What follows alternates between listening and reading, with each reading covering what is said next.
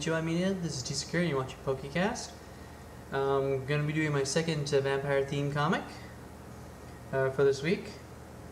And this one is going to be Buffy the Vampire Slayer, Season 8, Number 2.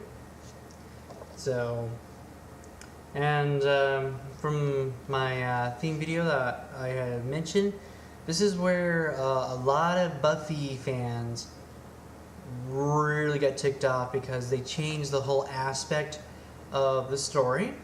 So, for all of you out there who haven't been following the comics, you know, as much like me, this is in season 8. I don't know if it was in season 7 when they started it, but season 8 is where Buffy is no longer the sole vampire slayer anymore.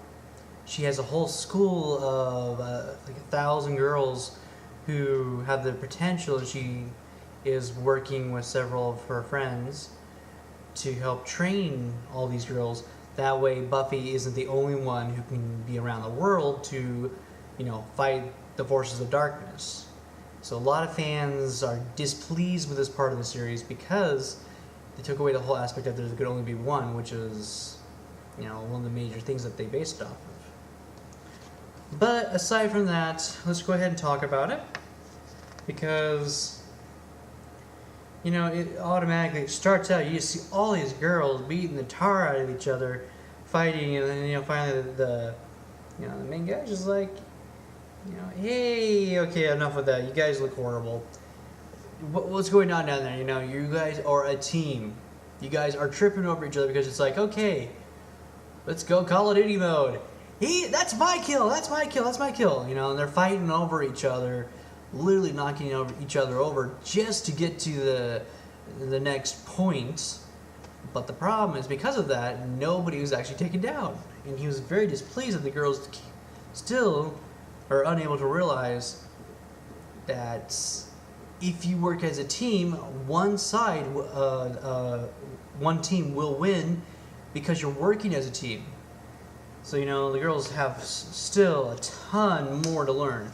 And this is where it gets very unique, just because Buffy has to literally show them, okay, let's see, you, and you.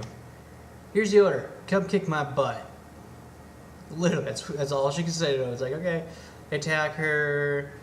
She beats the living crap out of him with like 3 moves, and then it's like, now do you see?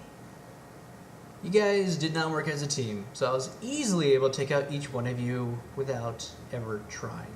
Of course, you know, she is the Slayer, so she, you know, yeah, she still is the only Slayer that was born with all the abilities to be the Slayer. So regardless of how many Slayers there is out there, she's having to train them to be like her, but she's naturally given that ability, so still she's gonna win regardless. So they're out of luck no matter what happens. You know, and it was good because you just see a lot. The thing that, you know, because I haven't been following a lot, is where we see Buffy's sister, who turned herself into a giant. I have no idea what that's all about, so I'm gonna just leave it there. So if any of you out there who's watching this review that has been actually keeping up with this, please let me know what's going on, because I'm very curious why she'd want to go as a giant. Okay, cool. And this is where it gets weird, because then we meet a general who, I guess, wants to nuke the whole Buffy school because another backstory that I don't understand because I haven't been following the comics, so I can't really say what's going on with that. But this is where the story takes a turn for the worse, where, you know, Buffy is, you know, trying to hit on the man she loves, and as she kisses him, his head falls off, and she's sucked out the window into the hands of a demon. And, you know, I'll kind of leave it there because I don't want to spoil too much of the ending So I want to leave it open there because, the ending does get pretty good. And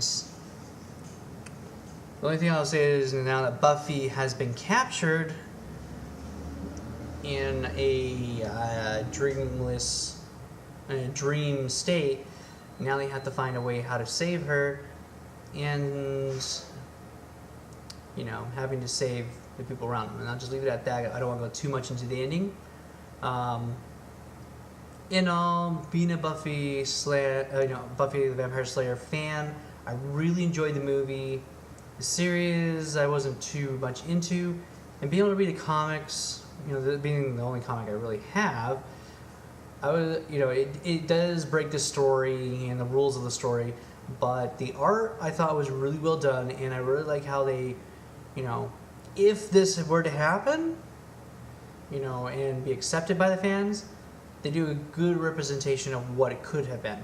But when it comes down to it, because it does break the fundamental rules of what Buffy is, in reality, not one of the best comics to read, because it's not the true Buffy rules. So the whole school thing, I have to say, in the end, it should not have happened the way they did it.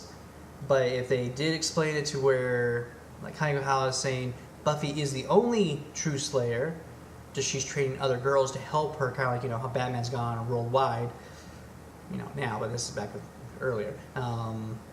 Then I guess I can kind of accept it, but still, don't break the fundamental rules.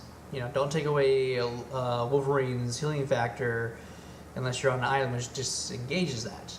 Things like that. You can't break things. And that's what I kind of feel about this, is that they did break some fundamental rules.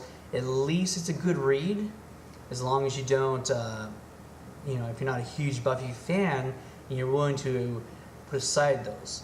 So, in all, not what I'd say worth buying just because, you are a true Buffy fan, you're not going to enjoy this one. If you're not, and you're just a comic reader who's looking for something fun to read, give it a try. But I think, this is a failed attempt at trying to change too much of a story. At least the art was good. If you're not a Buffy fan, the story at least is fun because you do get some funny things in there. But they changed a little too much. So that's my review. Buffy the Vampire Slayer Season 8, Number 2. Hope you guys enjoyed. Ciao and sayonara.